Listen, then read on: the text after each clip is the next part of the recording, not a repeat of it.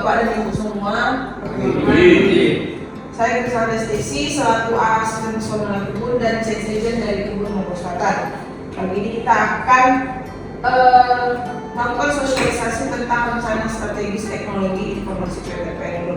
Intinya ini apa? Intinya rencana jangka panjang perusahaan kita dalam memulai penggunaan digitalisasi untuk sehari-hari pekerjaan kita, baik itu melalui orang-orangnya, SDM-nya maupun aset lainnya seperti tanaman dan teknologi informasi.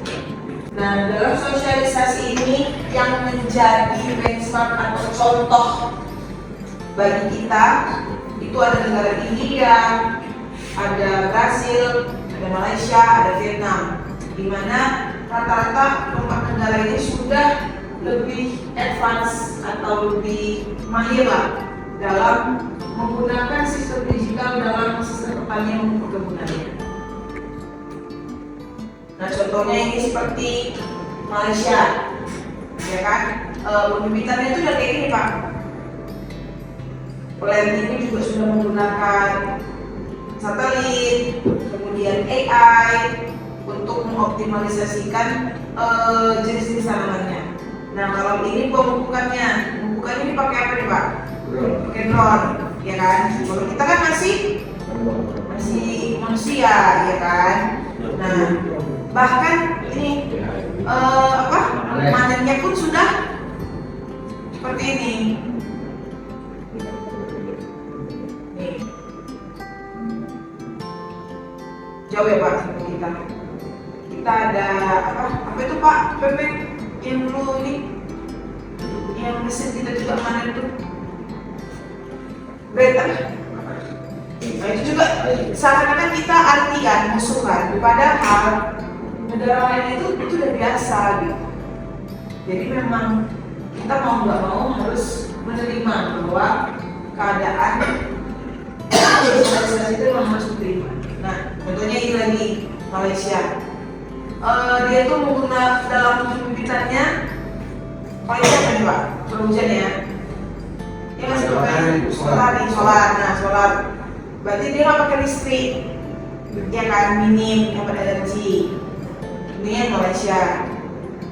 Nah, ini yang satu kita kayak gini udah ya, Pak? Ini yang Malaysia. Nah, ada ini contohnya Brazil. Brazil itu juga dalam land preparation-nya itu persiapan tanaman, terus dalam tahap growing-nya mulai dari penanaman, weeding ini tuh kayak apa ya, Pak? Rumput gitu loh, apa sih namanya?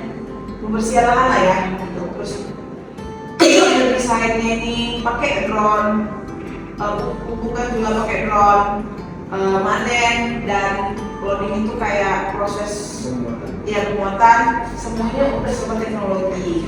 Bahkan trash manajemennya aja sudah menggunakan mesin pemisahan sampahnya.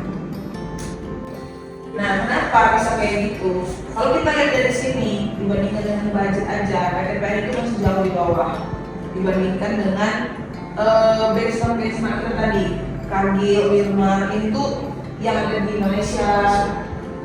Kita itu untuk budget IT-nya aja masih di bawah 1%, 0,9. Ya, sedangkan yang dapat dari lo itu 1%, kita di bawah lo. Nah, smart ini kita mesti tahu lah ya, Sinar Mas. Mereka tuh udah sampai 5%, jauh kita. Begitu juga dengan SDM-nya.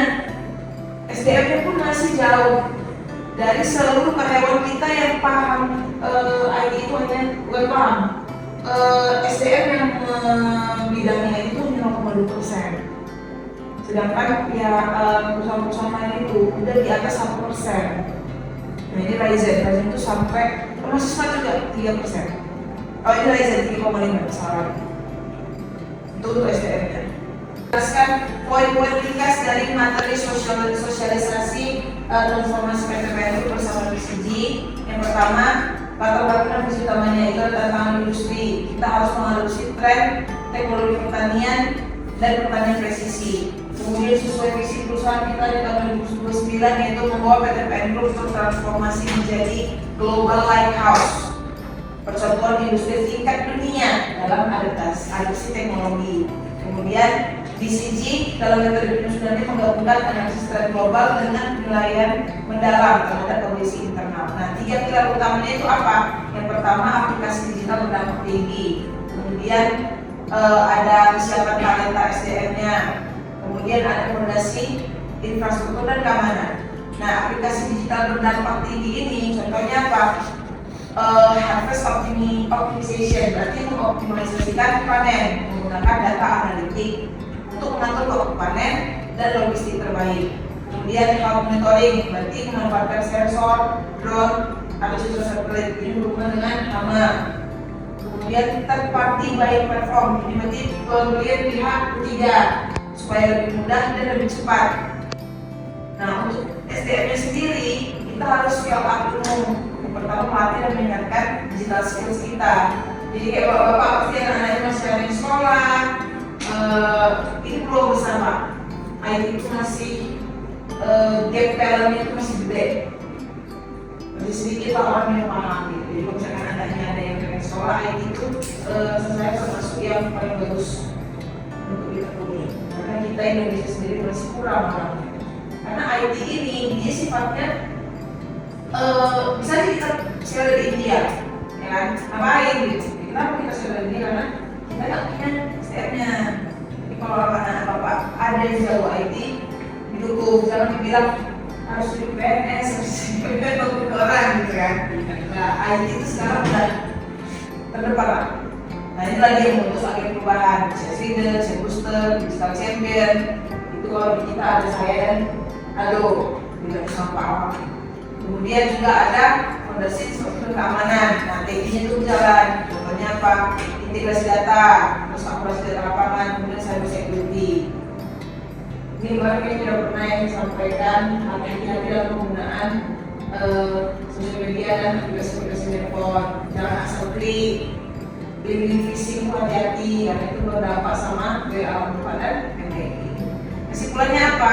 Strategi dari BCG ini adalah sebuah orkestrasi digitalisasi menyeluruh. Keberhasilannya tidak hanya dibantu pada pencapaian sistem, melainkan pada prinsip dan dilakukan serta komitmen kolektif seluruh karyawan untuk membuat cara kerja menjadi berbasis digital. Saya rasa sekian hari ini sosialisasi kita. Atas waktu dan perhatiannya saya ucapkan terima kasih.